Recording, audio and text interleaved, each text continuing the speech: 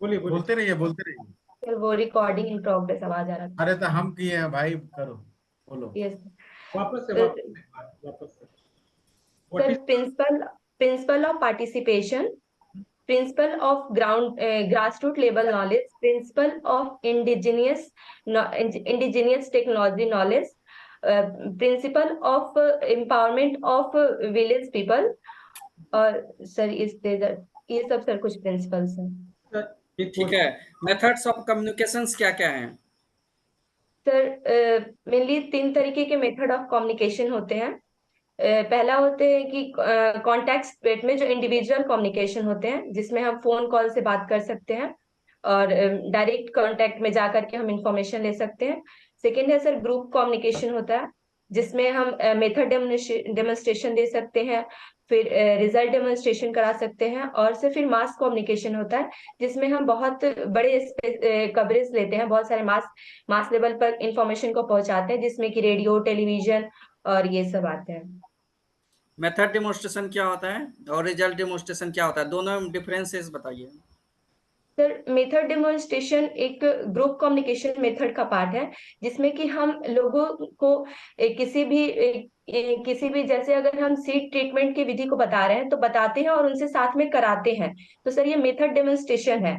Result demonstration पे हम किसी एरिया में अगर कोई वेराइटी लगाए हैं और उसका रिजल्ट दिखाना है कि ये वेराइटी बहुत अच्छे लेवल से काम कर रही है, तो हम किसी एक प्रोग्रेसिव फार्मर या किसी वैसे जगह पे लगाएंगे, फिर उसके रिजल्ट को दिखाएंगे बाकी किसानों को, जिससे वो प्रभावित होकर के आगे वो इस क्रॉप को अपनाएंगे या किसी भी वैसे टेक्नोलॉजी को अपनाएंगे जिसको हम देना चाहते हैं किसानों को। तो वैसे चीजों का रिजल्ट डेमोन्स्ट्रेशन कराते हैं। ठीक है, एक चीज़ और बताइए हमें कि डिजीज ट्रायंगल क्या है? डिजीज ट्रायंगल जानते हैं? Yes sir. Sir disease triangle हमें ये बताता है कि क्या क्या इंटरेक्शन है, जो उसके फैक्टर है जिससे कि डिजीज होते हैं।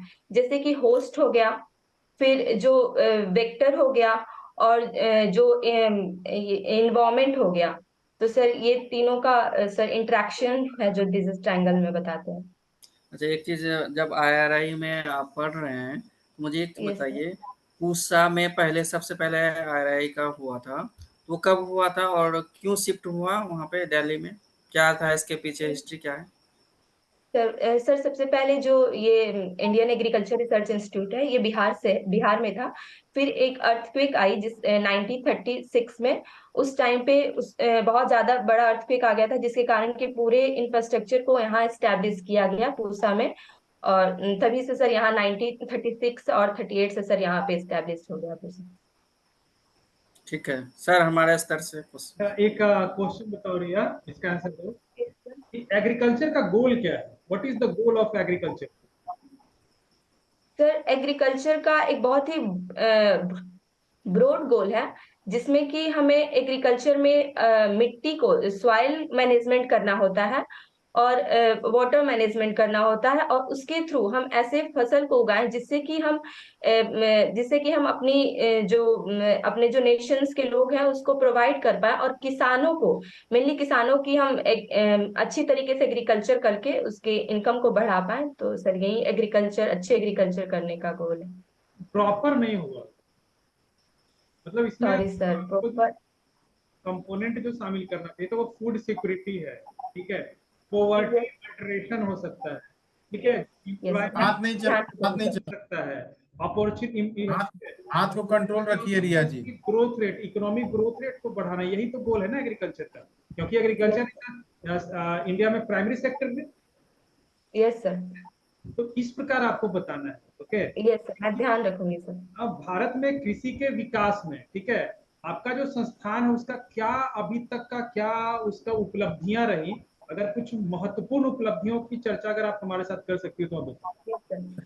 सर जैसा कि हम सभी जानते हैं कि भारत में ग्रीन रिवॉल्यूशन का एक बहुत बड़ा प्रभाव रहा है, जो इसी इंस्टीट्यूट की देन है। इसी इंस्टीट्यूट से जो डॉक्टर एम एस स्वामीनाथन जी थे, यहीं से उन्होंने, उनकी ये कर्म भूमि कही जाती है, यहीं से उन्होंने शुरुआत की थी और यहीं से उन्होंने बहुत सारे वैरायटी निकाले। और आज इसका इंडिया के सर इकोनॉमी में बहुत बड़ा रोल है। जो यहाँ की वेराइटीज हैं, जो मेनली पूसा बासमती वेराइटीज है, वो अकेले ही यहाँ पे लगभग 40,000 करोड़ का कारोबार, मतलब इंडिया को इकोनॉमी में कंट्रीब्यूट करती हैं। और सर ऐसे बहुत सारे टेक्नोलॉजी हैं जिसपे इंडियन एग्रीकल्चर इंस्टीट्यूट काम कर रहा है। अभी ड्रोन की डेमोन्स्ट्रेशन हुआ था जब हमारे प्राइम मिनिस्टर हमारे यहाँ आए थे। फिर सर हमारे पास एटिक सेंटर है यहाँ पे इंस्टीट्यूट में, जिससे कि हम बहुत सिंगल विंडो सिस्टम जिसको बोलते हैं, जिससे कि फार्मर की जो क्वेरी होती है उसको 1 to 1 करके हाथ सॉल्व मत किया चलाइए, जाता है। हाथ मत चलाइए, हाथ मत चलाइए, हाथ कंट्रोल नीचे, आराम से। सर वो फोन पकड़ा हुआ है। चलो वहां पे हाथ फोन पकड़ते हुए भी हाथ चला ले रही हो, वाह। चलो वहां मत चलाना, कंट्रोल्ड बिहेवियर। ओके दोस्त सर। से, अपनों से बात करने में हाथ चलाते हैं। चलो आगे। अच्छा, आप कहाँ की रहने वाली हैं? सर मैं रोहतास जिले से मैं रहने वाली हूँ, बिहार के रोहतास जिले। रोहतास से सब लड़की सब तो कमाल की हुई है। बताइए भाई, रोहतास में क्या है cropping pattern, irrigation system? Sir Bihar में मेनली पैडी और वीट का क्रॉपिंग पैटर्न है, क्रॉपिंग बिहार में सिस्टम। का, बिहार का तो नहीं हमको सॉरी पते है। सर, रोहतास, सॉरी सर बोलने में। हाथ नीचे फिर हाथ रखो। चला रही है, मोबाइल छोड़ छोड़ के हाथ चला रही है, वहां कितना चलाएगी? सर ध्यान रखूंगी। एकदम ध्यान रखना है। बोलिए, रोहतास का cropping pattern, irrigation system, soil के बारे में बताइए। सर सर रोहतास में जो क्रॉपिंग पैटर्न है वो पैडी वीट क्रॉपिंग पैटर्न है मेनली। और वहाँ की जो इरिगेशन सिस्टम है, वहाँ पे मेनली जो इरिगेशन में दो तरीके के जो सरफेस इरिगेशन होते हैं और अंडरग्राउंड में होते हैं। तो सर वहाँ मेनली कैनाल सिस्टम से 85% लगभग जो इरिगेशन किया जाता है वो कनाल के थ्रू किया जाता है। कौन? और कंटिन्यू कंटिन्यू। और ठीक सर है उसके। रिया जी, आप यस सर। बोलती अच्छा है, बढ़िया बोलती हैं। थोड़ा सा इसमें सुधार कीजिएगा। रोहतास बहुत एग्रीकल्चर रिच एरिया है, बहुत, सबसे ज्यादा, है ना? Yes sir. और लिटरेसी में भी आप सबसे ऊपर हैं। तो वहां यस सर। बोलिएगा रबी के सीजन में 2-3 फसल, खरीफ के सीजन में 2-3 फसल, जायद के सीजन में 2-3 फसल, सेपरेट करके बताइएगा, ठीक है? Yes sir. इससे ओके सर। आपके मार्क्स बढ़ सकते हैं। आप फिर से ये बताइए। बताओ, ये ग्रीन रेवोल्यूशन बिहार में किस जिले में हुआ था? इसका स्टार्टिंग बिहार के किस जिले में, बिहार में हुआ था या नहीं हुआ था? हुआ था तो किस जिले से स्टार्ट हुआ था? सॉरी सर, रिकॉल नहीं है मुझे, ध्यान नहीं। आप ही देखिए, ग्रीन ग्रीन रेवोल्यूशन जो था वो आप ही 7 जिला में हुआ था पहला। उसमें से एक शाहाबाद था, ठीक है, और शाहाबाद के अंतर्गत आप लोग का क्षेत्र आता था। ओके। अच्छा चलो ये बताओ कि राइस की प्रोडक्टिविटी कितना है रोहतास का? सर राइस की प्रोडक्टिविटी है 4,717 kg पर हेक्टेयर। वाह, बहुत हाईएस्ट है। बढ़िया। यस सर, हाईएस्ट है रोहतास में। लोएस्ट प्रोडक्टिविटी किस डिस्ट्रिक्ट की है? सर लोवेस्ट प्रोडक्टिविटी याद था, मैं भूल गई। जमुई की। मधुबनी। मधुबनी सर, जमुई की है शायद। गेहूं में वीट में है, वीट में जमुई है। में। अच्छा आप बताओ, बिहार में एक्सट्रीम इरिगेशन पोटेंशियल कितना है बिहार का?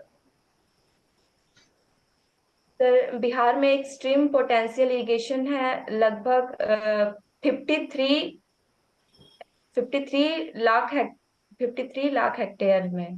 कहाँ पड़ी हो? 117 लाख। चलो। कितना? संतोष सर कुछ पूछना चाह रहे हैं, संतोष सर। Yes sir. मैं ये पूछना चाह रहा हूँ सर कि ये रोहतास से बिलोंग कर रही है और रोहतास में पराली जलाने की समस्या बहुत है। काफी किसान मतलब जो है कि इसमें आए हैं, उसके दायरे में आए हैं। तो आपका सबसे बेस्ट सुझाव क्या होगा, कैसे आप मैनेज करेंगे पराली जलाने के लिए, मतलब बंद हो जलाए नहीं किसान? सर मैं उनको बताऊंगी कि पराली जलाने जलाने से अच्छा है कि आप उसमें जीरो टिलेज अपनाएं।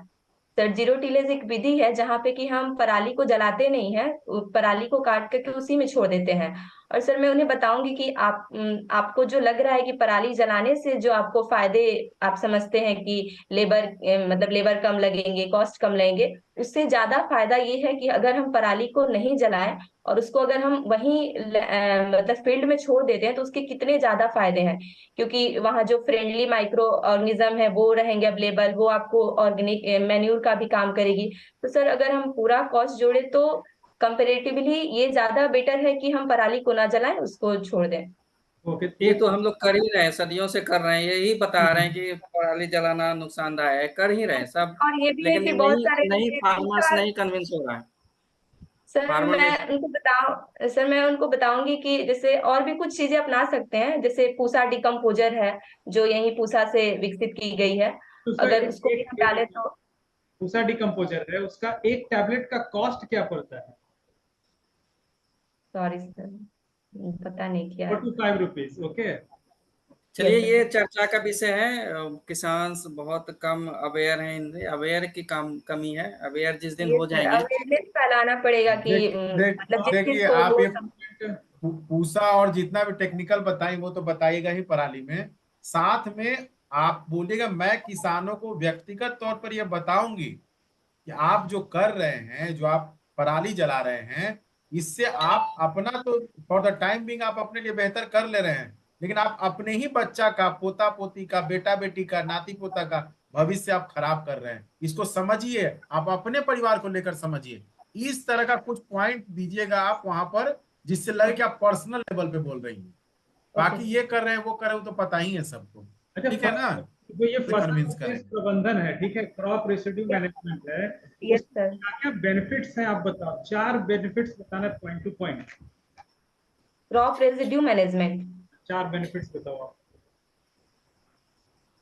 सर पहले तो सर की इनपुट मतलब जो कॉस्ट होगा वो कम हो जाएगा। कहीं ना कहीं जो फार्मर की जो कॉस्ट है, अगर मैं इट मींस की इकोनॉमिकल बेनिफिट्स, इतना लंबा economical yes sir, benefit. Term sir तैयार नहीं थी आज अचानक से sir. Okay sir, economic benefit sir. Second benefit की सॉइल फर्टिलिटी इंक्रीज होगी उनकी। और थर्ड की सर जो ग्लोबल वार्मिंग जैसे सिचुएशन है उनमें भी कमी आएगी। इन्वायरमेंट। Environmental sir. नेक्स्ट। और सर नेक्स्ट। अच्छा हमारे यहाँ कुछ, अच्छा ठीक है, बताइए बताइए रिया जी, वो बता है। बता सकती हो? क्या सर?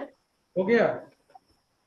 सर सर सब इससे रिलेटेड ही आ रहा है कि केमिकल कम करेंगे सर, सब वही चीज आ रहा है।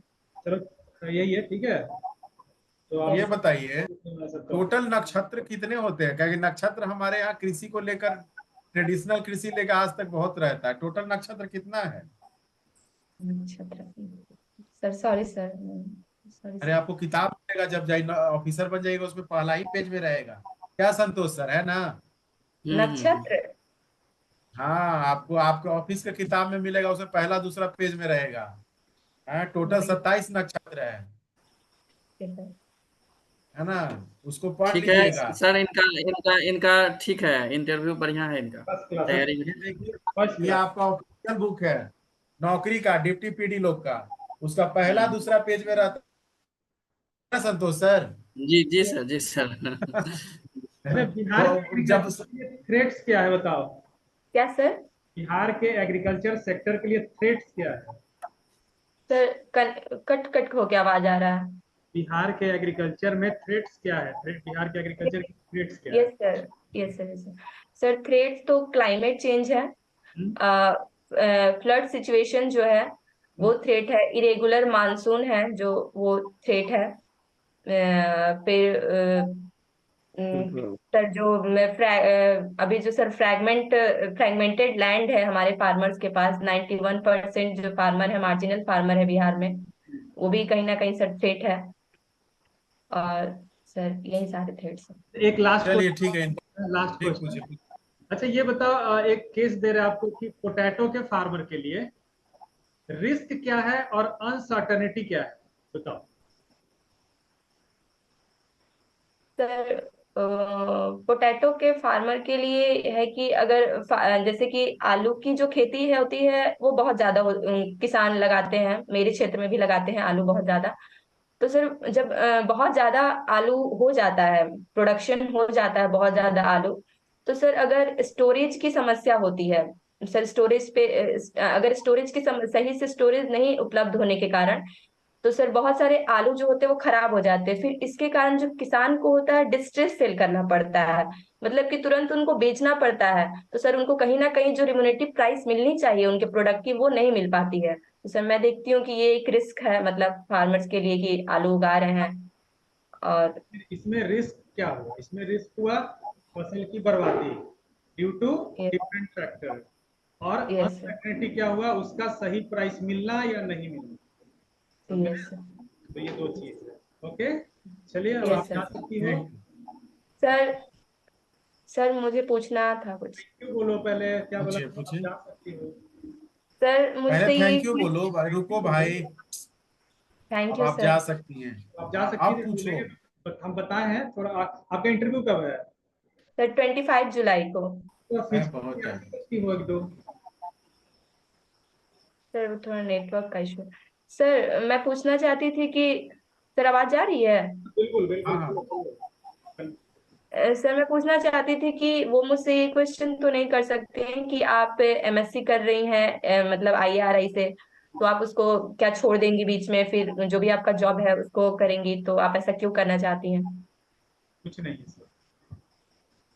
पूछेगा तो हाँ सर छोड़ देंगे, क्योंकि मिनिमम रिक्वायरमेंट ग्रेजुएशन है, मेरा मूल उद्देश्य है कृषि सेवा में जाना, तो छोड़ेंगे। और सच ही ना बिहार बोलोगी? क्या क्या बोलोगी कि हाँ वो भी करेंगे ये भी करेंगे? नहीं अगर सर, उसको बोल मतलब ये तो मतलब वो ऐसे डिलेमा में तो नहीं डाल देंगे कि तो फिर तूने एमएससी किया क्यों, मतलब स्टार्ट क्यों किया जब तुम्हें जॉब में आना था? उससे मतलब नहीं है आपको सर ज्यादा पढ़ाई है। मुझे करनी थी, तैयारी मैं कर रही थी, पढ़ाई मुझे करनी थी, एमएससी में कर रही थी, लेकिन मेरा सबसे बड़ा मोटो है कृषि सेवा में जाना। समझ यस गए? सर। पोलाइट बोलना। बिहार हम तुमसे कृषि बात कर सेवा रहे से जुड़ना एक सौभाग्य की बात है हमारे लिए, क्योंकि बिहार सरकार का सबसे ज्यादा फोकस एग्रीकल्चर सेक्टर के ऊपर है। और बिहार का जो आर्थिक विकास होगा या जो इकोनॉमिक डेवलपमेंट होगा, उसमें सबसे महत्वपूर्ण फैक्टर एक एग्रीकल्चर है।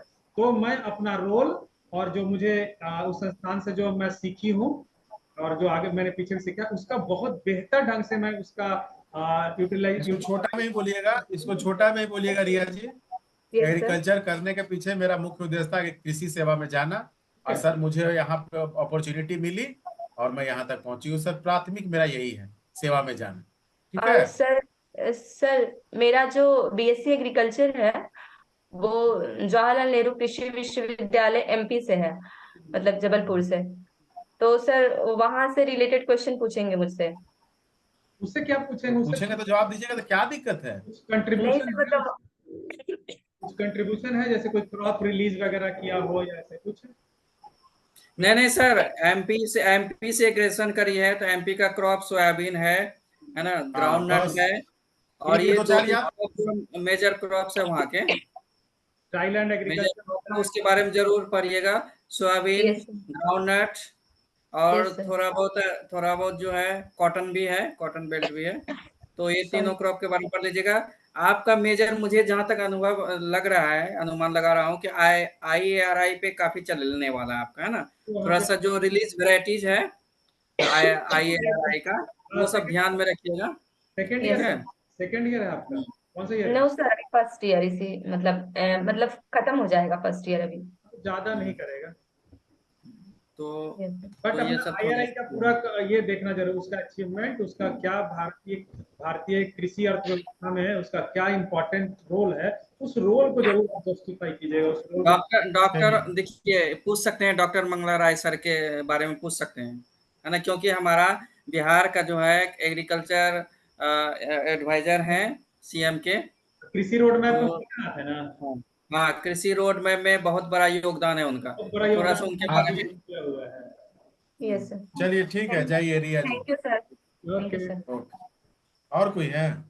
बस कल किसी और का है? सर। पूछिए तो, कल किसी का है? नहीं नहीं कल रुक नहीं, जाइए, कल कल किसी और शाम का को। है?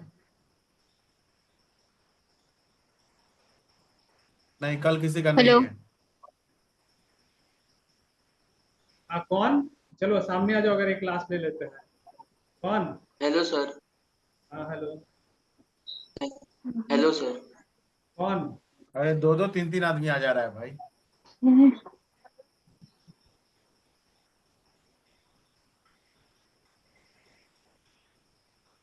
Hello sir. Hello sir, Suman sir, can you take? Suman, चलो लास्ट ले लेते हैं सर। हेलो, आवाज आ रहा है भाई, आवाज आ रहा है। Yes sir. आ रही है, आवाज आ रही है। जिनको आना है सामने आइए ओके। भाई, कि कोई